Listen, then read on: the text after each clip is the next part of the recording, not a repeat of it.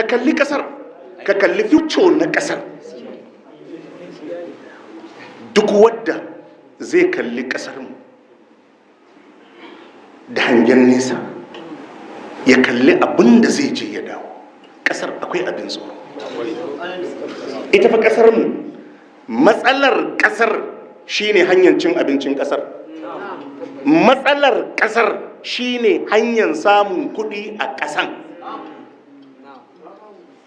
Ka gani?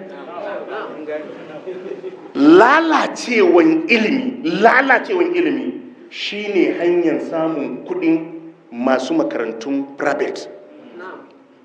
Idan makarantun gwamnati sun gyaru, waɗannan mutane ba su da abinci, waɗannan mutane masu private kuma wallahi ƙarfin da suke da shi ba komishina ba ko minista ne bai isa ya sha gabansu ba.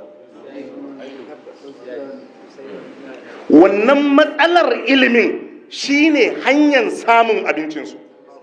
Duk ran da ilimi ya gyaru sun samu matsala. Idan aka shiga matsalan fetur shine hanyar samun kuɗin masu harkan fetur.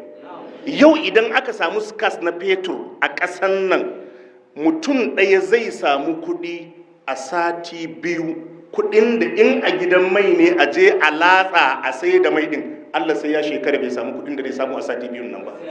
Saboda haka matsalar mai ɗin shi shine kasuwarsa, matsalar wuta shine hanyar cin abincinsu, matsalar tsaron shine hanyar samun kuɗin masu tsaron.